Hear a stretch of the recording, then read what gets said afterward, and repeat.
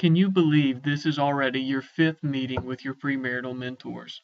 I just want to take a minute and commend you in the midst of everything else that you've got going on with planning a wedding and making all of those arrangements. I just want to say thank you and commend you for continuing in the step of your premarital preparation. That's excellent.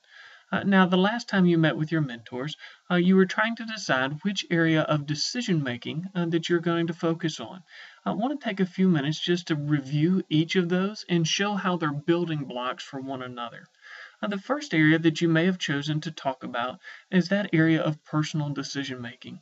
And even though you're getting married, wise personal decision making is still the foundation for all decision making in your marriage.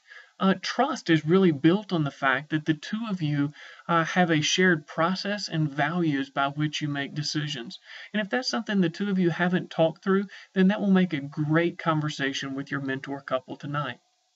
But the next step up from personal decision making is making decisions by consensus. The two of you hopefully are very good friends and you enjoy doing things together, and any decision that either of you make is going to influence the other. And so you begin to think, how do we make those kind of mutual decisions that just emerge out of our friendship and enjoyment of one another? It may be at a stage in the relationship where that still feels very natural and easy.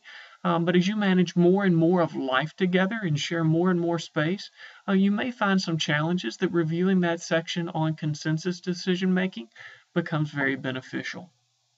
And the third area after that is headship and submission decision making. There's times when the two of you will not agree and time does not allow for a delay or greater research. And when a decision has to be made, how are you going to do that in a way that protects the trust and integrity of the relationship, allowing the husband to lead and the wife to feel heard and supported in that process?